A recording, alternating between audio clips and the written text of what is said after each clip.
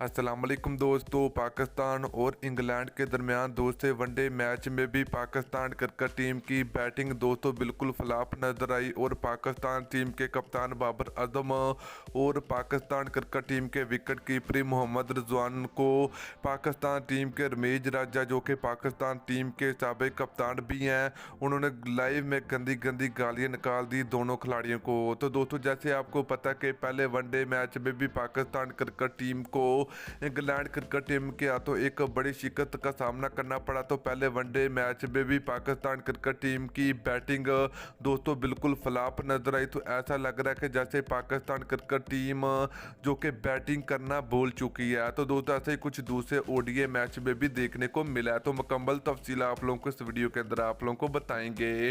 तो दोस्तों अगर आप लोग चैनल पर पहली मरतबा तो बराए बेबानी बिल्कुल फ्री में चैनल को सब्सक्राइब करके साथ लगी बेल आइकन जरूर इनेबल कर देनी है ताकि आप लोगों को मजीद क्रिकेट की वीडियो मिलती रहेगी।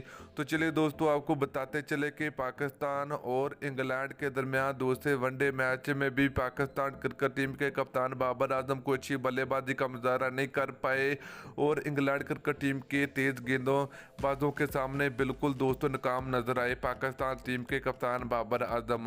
तो दोस्तों दूसरे वनडे मैच में भी बाबर आजम सिर्फ 19 रन बनाकर आउट हुए।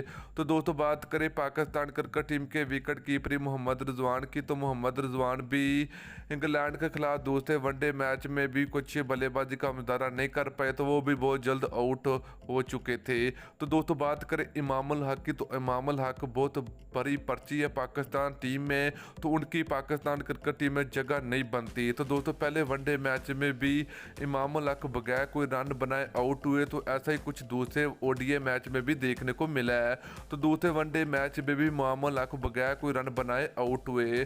तो दोस्तों इस तरह मोहम्मद हक की पाकिस्तान टीम में जगह नहीं बनती, तो इनकी जगह पर किसी नए खिलाड़ी को मौका मिलना चाहिए। तो आप लोग की क्या राय कि मोहम्मद हक को पाकिस्तान टीम में शामिल किया जाना चाहिए या नहीं?